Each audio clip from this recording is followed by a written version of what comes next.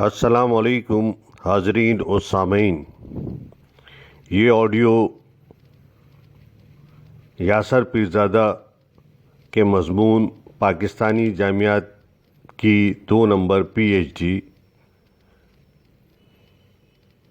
کے مضمون پر مبنی ہے، جو کہ ہم سب ویب میں 24 جولائی 2022 کو شائع ہوا۔ یاسر پیرزادہ لکھتے ہیں، ہم پاکستان کے ہر ضلع میں یونیورسٹی بنائیں گے۔ یہ نعرہ آپ نے اکثر سنا ہوگا۔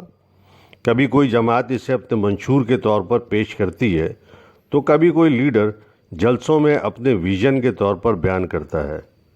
بظاہر یہ تصور بہت دل فریب ہے کہ ملک کے چپے چپے میں یونیورسٹیاں کھلی ہوں اور نوجوان دن رات وہاں تعلیم حاصل کر رہے ہوں۔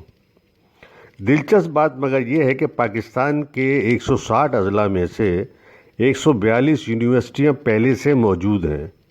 گویا اوسطاً ہر ضلع میں ایک یونیورسٹی ہے اور ان میں دھڑا دھڑ پی ایچ ڈی ہو رہے ہیں۔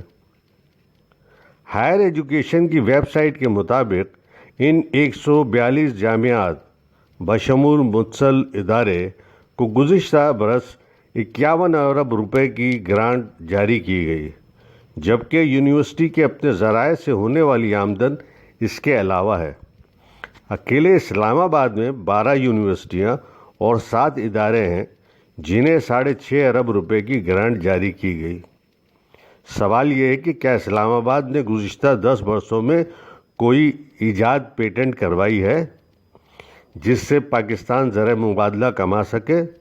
اور صرف اسلام آباد ہی کیوں، پاکستان کی دیگر جامعات نے کوئی شے ایجاد کی، کوئی نیا تجربہ کیا یا کوئی ایسی تحقیق کی جس نے دنیا میں نام کمایا ہو؟ ہم سب کو معلوم ہے کہ اس کا جواب نفی میں ہوگا۔ ذاتی حیثیت میں یقیناً کچھ لوگ پاکستانی جامعات میں قابل قدر کام کر رہے ہیں، ایسے لوگ ہر جگہ مل جاتے ہیں، مگر سوال پھر وہی کہ ہماری جامعات کی کارکردگی 0/0 کیوں ہے؟ مجھے اندازہ ہے اگر یہ سوال کسی وائس چانسلر سے پوچھا جائے تو وہ اس کی 20 تعویلیں نکال کر رکھ دے گا، جیسے کہ جامعات کو ملنے والے بجٹ اونٹ کے منہ میں زیرہ ہے، تنخواہیں اور ترقیاتی کام نکال کر باقی جتنے پیسے تحقیق کے لیے بچتے ہیں ان میں اسی قسم کی 2 نمبر پی ایچ ڈی پیدا ہو سکتے ہیں، لہذا شکر کریں کہ ہم اتنے کم پیسوں میں یہ سب کام کر رہے ہیں۔ ان کھوکھلے دلائل کے ساتھ ایک دم چھلا بھی جڑا ہوتا ہے کہ پاکستان میں ٹیلنٹ بہت ہے، مگر اس ٹیلنٹ کو نکھارنے کے لیے پیسے نہیں۔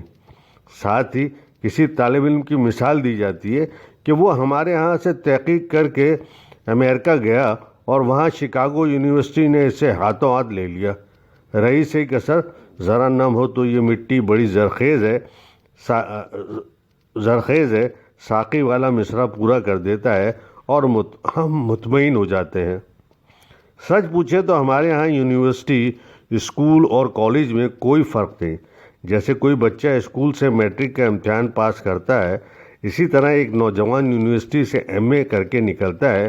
ہم سمجھتے ہیں کہ اسکول بچوں کے لیے ہوتا ہے اور یونیورسٹی بڑے بچوں کے لیے، اس لیے ہم بغیر سوچے سمجھے کالجوں کو یونیورسٹیوں کا درجہ دے دیتے ہیں اور سیاسی مقاصد کے لیے چھوٹے شہروں میں نئی یونیورسٹی بنا دیتے ہیں۔ ہم یہ سوچنے کی زحمت بھی نہیں کرتے ان جامعات میں فلسفہ، تاریخ، عمرانیات، سیاسیات، ادب، طب، سائنس اور ریاضی کے قابل اساتذہ کہاں سے آئیں گے؟ لیکن کاغذوں میں چونکہ ہمارے پاس ہزاروں پی ایچ ڈی ہیں، اس لیے یہ تمام ڈاکٹر ان جامعات میں کھپ جاتے ہیں اور یوں جہالت کا پہیہ چلتا رہتا ہے۔ آپ یہ اعتراض کر سکتے ہیں کہ میں ان پی ایچ ڈی خواتین و حضرات کو جاہل کیوں کہہ رہا ہوں، تو گزارش ہے کہ میری کیا مجال کسی کو جاہل ہونے کا طعنہ دوں۔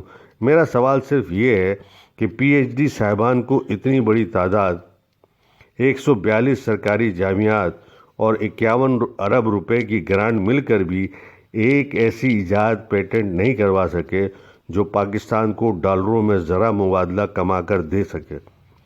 ترقی یافتہ ممالک میں جامعات ایک تھنک ٹینک کا کام کرتی ہیں اور حکومتوں کو مختلف پیچیدہ مسائل کا حل تجویز کرتی رہتی ہیں۔ کیا ہماری جامعات میں کسی نے ملک کے معاشی بحران کا کوئی ٹھوس حل پیش کیا؟ کیا کسی نے توانائی کے مسئلے کا حل تجویز کیا؟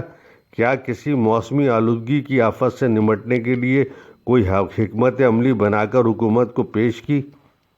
میرے علم میں تو ایسی کوئی قابل ذکر کاوش نہیں۔ اگر کسی کے علم میں ہے تو ضرور آگاہ کرے۔ HEC کی ویب سائٹ پر پاکستانی جامعات کی درجہ بندی بھی موجود ہے، جس میں قائد اعظم یونیورسٹی پہلے نمبر پر ہے۔ بہت اچھی بات ہے، مگر ساتھ ہی اگر یہ بھی لکھ دیا جائے کہ دنیا میں اس کا کیا مقام ہے تو اپنی اوقات کا پتہ کرنے میں آسانی ہو جاتی ہے۔ لیکن نہیں، ٹھہریے، دنیا سے موازنہ کرنا زیادتی ہے۔ البتہ ہندوستان، بنگلہ دیش، سری لنکا اور اس قسم کے دیگر ممالک سے مقابلہ کرنے میں کوئی حرج نہیں۔ ایک ہی جیسے ملک ہیں، بلکہ بھارت اور پاکستان تو 75 سال پہلے ایک ہی ملک تھے۔ سن 2020 میں پاکستان نے کل ملا کر 338 پیٹنٹ درخواستیں جمع کروائی۔ سادہ الفاظ میں پیٹنٹ کروانے کا مطلب کسی ایجاد، تحقیق یا دریافت کے حقوق اپنے نام پر محفوظ کروانا ہے۔ پاکستان کے مقابلے میں بھارت نے اسی سال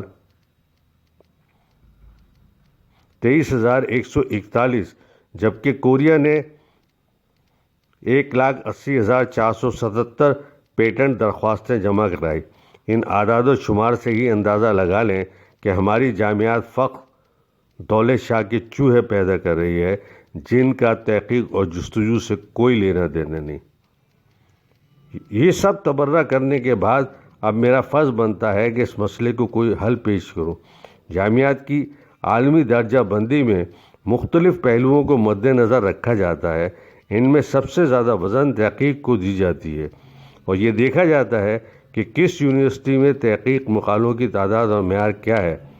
اگر ہمیں اس معیار کو بہتر کرنا ہے تو یونیورسٹی اساتذہ کی ترقی کو تحقیقی مقالوں سے مشروط کرنا ہوگا۔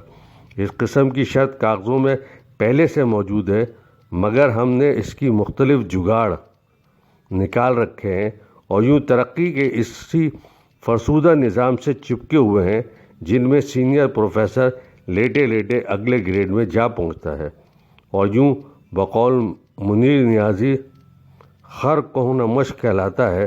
دنیا میں ایسا نہیں ہوتا ہے۔ دنیا میں فیکلٹی ممبران اپنی ترقی کی خاطر طلباء کی طرح محنت کرتے ہیں۔ ان کے لیے اپنی تحقیق کو یونیورسٹی کے منظور شدہ عالمی معیار کے جرائد شائع کروانا ضروری ہے۔ اس مجبوری کے نتیجے میں ہر سال ہزاروں تحقیقی مقابلے سامنے آتے ہیں، جبکہ پاکستانی یونیورسٹی میں ایسوسیٹ پروفیسر بننے کے لیے اتنی شرط ہے کہ آپ کے کم از کم 10 مقالے HEC کے منظور شدہ وائی درجے کے جریدے میں ضائع ہوں۔ یہ کوئی مشکل کام نہیں، کیونکہ ان میں پاکستانی جریدے شامل ہیں جن میں فیکلٹی ممبران آپس ہی میں ایک دوسرے کو تحقیقی مقالے بھیج کر امر ہو جاتے ہیں۔ اسی طرح پروفیسر بننے کے لیے ایسے 15 مقالوں کا شائع ہونا ضروری ہے۔ یہاں HEC کی شرط X درجے کے جرائد کی ہے، اور یہ جرائد بھی پاکستان میں مل جاتے ہیں، لہٰذا یہ پل آسانی سے پار ہو جاتا ہے۔